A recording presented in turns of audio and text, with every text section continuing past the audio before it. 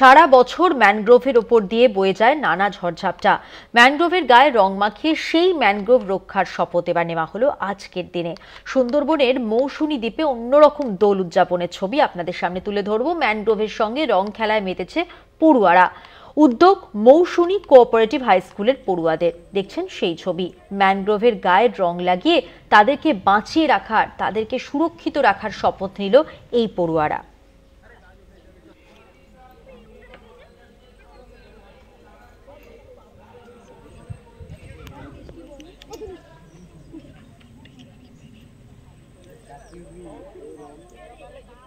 মৌসুমী দ্বীপের বাসিন্দা।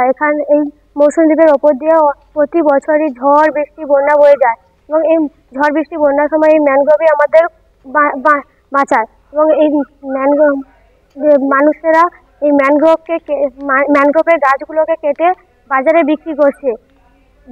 আমরা আগেও এই ম্যানগ্রোভকে ভাইফোঁটা দিয়েছি, রাখি বেঁধেছি।